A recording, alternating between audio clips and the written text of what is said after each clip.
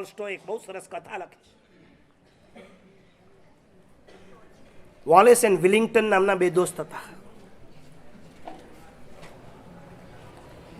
વોલેસનું family એટલું બધું rich, એટલું સરસ કે વિલિંગ્ટનથી જોઈ ન શકાય. એને તો આ વોલેસને ગમે તે રીતે હેરાન તો મારે કરવો જ. એક દિવસ વિલિંગ્ટને વોલેસને કીધું, મારું એક કામ કરીશ. બોલને, તારો દોસ્ત છું, તું કે તારે ઘરે જઈને આજે તારી માના પેટ ઉપર મુક્કા મારવાના. એ શટ અપ, શું બોલે, તને કઈ ભાન છે? Okay okay okay, sorry. તો બીજું કહું, બોલને, આજે તારી વાઈફના પેટની અંદર તારે છરી ભોંકી દેવાનું. ઓલો ઊભો થઈ ગયો. તું મારો દોસ્ત છે કે કોણ છે, દુશ્મન છે? શાંત થા. ચલ એ પણ નહીં, હું તને એક ત્રીજું કહું, એ કરીશ? હા બોલ. તો કમ સે કમ આજે તું મને આમાં પાર્ટી આપ. ઓલો ઢીલો પડ્યો કે મારા દોસ્તે મને આજે 3 કામ સોંપ્યા, એમાં 2માં તો મેં ના જ પાડીશ. હવે આમાં શું બહુ મોટી વાત? જો શરૂઆત અહીંથી થાય છે. તમારો ફ્રેન્ડ તમને કહેશે આ તો બિયર કહેવાય, અને જવનું પાણી કહેવાય, આનાથી તો પેટ સાફ થઈ જાય. આ પછી તારે પતંજલિમાં ક્યાંય જવાની જરૂર ના પડે. કોઈ આયુર્વેદ, કોઈ એલોપેથીનું કાંઈ કામ જ નહીં. એક 2 ચમચીમાં શું થઈ જાય? કાંઈ નથી જાય. આ બસ શરૂઆત અહીંથી થતી હોય છે. પછી એ બિયરમાંથી વિસ્કી આવે, વિસ્કીમાંથી સ્કોચ વિસ્કી આવે, એમાંથી જોય ટ્રેન્ડક્સ, એમાંથી પેથોડી, LSD, મોર્ફિન, ફોર્ટવિન, કોકેન.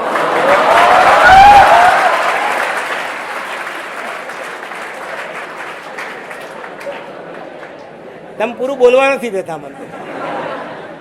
હેરોઇન ને બ્રાઉન શુગર. નાનું મોટું વ્યસન જો તમારા જીવનમાં આવ્યું હશે, ડાયરેક્ટ નથી આવ્યું, ઇનડાયરેક્ટ, અને એ પણ તમારા કોઈ ગલત દોસ્તો.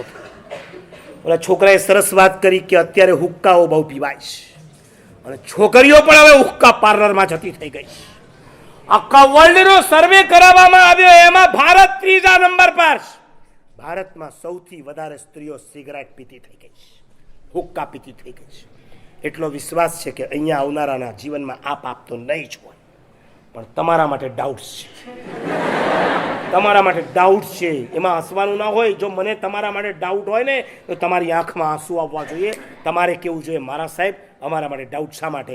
જિંદગીમાં ક્યારે આ પાપનું સેવન નથી કર્યું. વિલિંગ્ટન વોલેસને કહે છે આટલું પીને.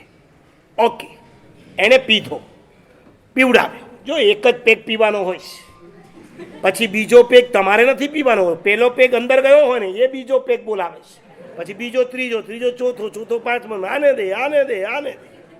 ઓલો 5-6 પેક બરાબર ટટકાવીને ઘરે પહોંચ્યો. પગ લથડિયા ખાતા હતા, જેમ તેમ કરતો દરવાજાની અંદર ગયો. એમાં માં દરવાજો ખોલ્યો એટલે સામે માં. તો તમને તરત ઓળખે ને. તમે તમારી માથી વાઈફથી છુપાવી શકશો, માથી ક્યારેય નહીં છુપાવી શકો. નેવર. એની માં કે બેટા આ કંઈ ગરબડ લાગે છે. ઓલાનો પિત્તો ગયો. આ પીધા પછી તો શું ભાન હોય કાંઈ? કોણ માં ને કોણ ઘરવાળી, કુછ નહીં. મારા પેટમાં મુક્કા માર્યા.